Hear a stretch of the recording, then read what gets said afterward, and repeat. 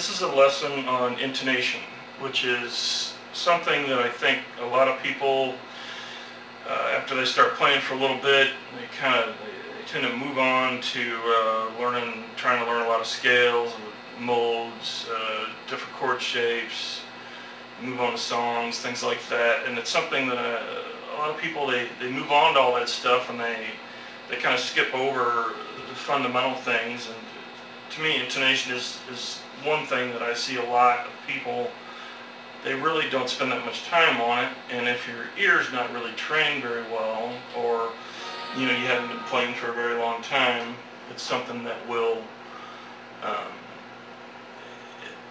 it may escape you why your playing doesn't sound as polished, or like your A chord doesn't sound like so-and-so's A chord, even though you're looking at your hand and you're like, that's an A chord.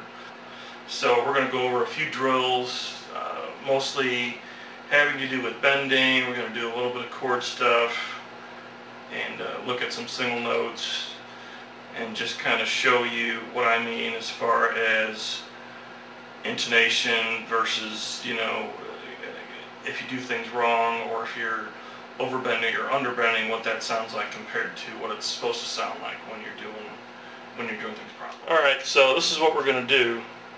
You're going to start with a target note. So right there we've got our D, and we're going to bend up. So we hit it first, and then bend up to it, and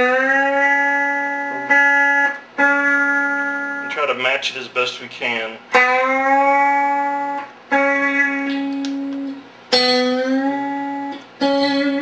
You can play it first,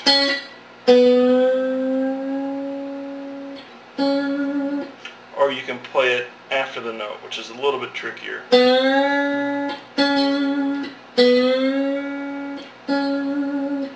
But this is something that it's easy to do, and it'll get you used to that, what that tension feels like when you hit that note and what it sounds like. So you hit the target note, then you hit what you're going for there.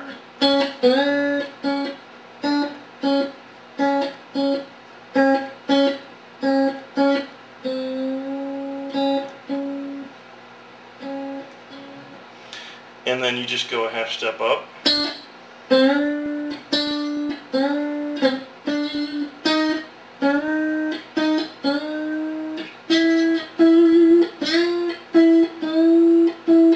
You can also do half steps.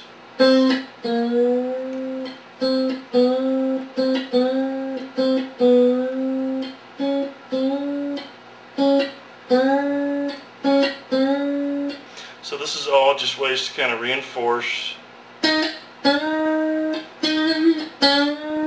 what that note sounds like. So if you're doing a pretty simple lick, like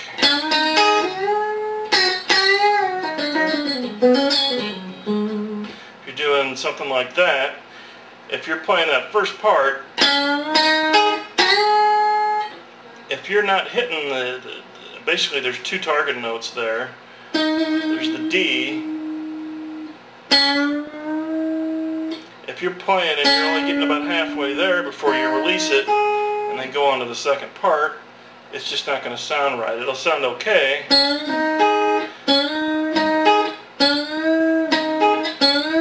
if you overbend it,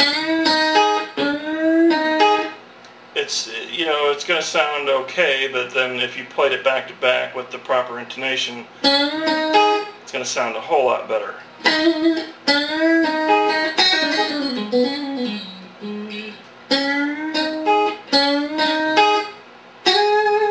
And the same with the second part. You're playing that A, you're bending it up.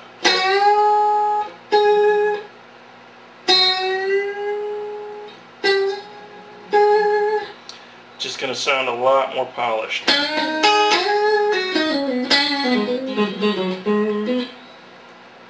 Alright, so that's the drill. Alright, so now we're going to go over some chord stuff.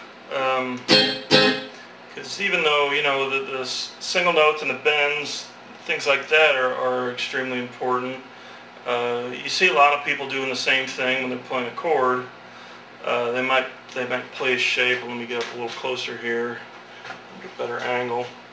So you got your A bar chord here. I'm pretty much in tune. But what you'll see is people will pull a note or two just a little bit sharp, like that.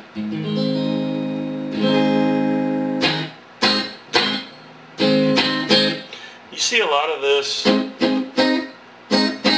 People get up on stage if they're not used to being on stage or performing in front of somebody or a group or what have you, and they'll play, they'll pull their pinky a little bit sharp, or they'll do this, play like a 9 chord here, and everything will go sharp. It's not a huge difference, and it may not even be perceptible unless you get really far ahead. You get pretty extreme with it. But if you're doing some vibrato or what have you, if you don't return back to that original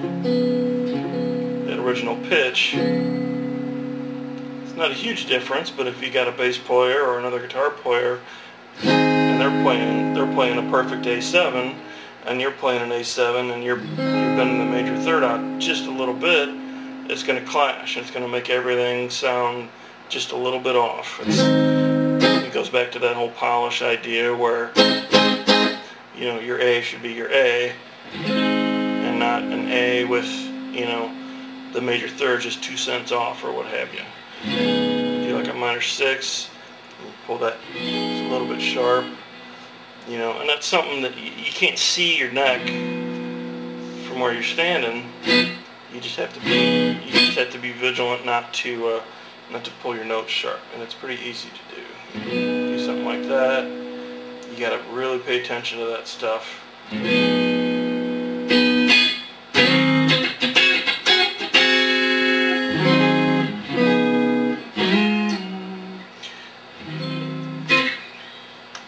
All right, and then now we're gonna talk about vibrato, which just like everything else, intonation can play a big part in whether your vibrato sounds good, whether it sounds okay, or whether it's just sour.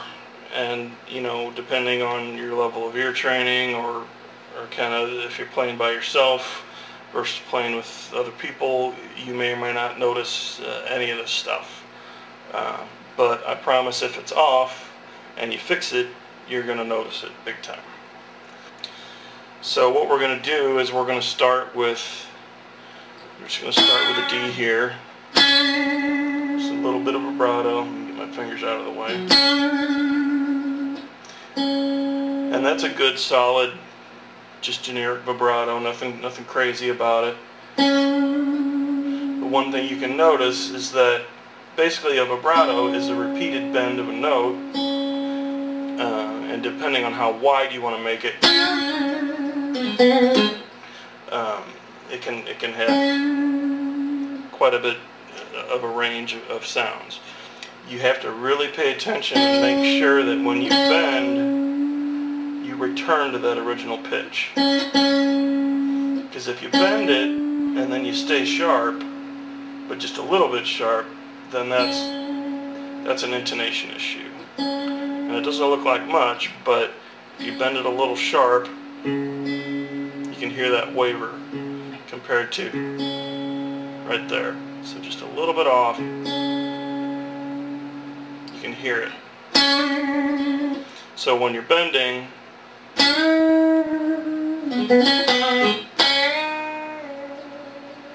make sure you return to the original note. You can always check it with the octave.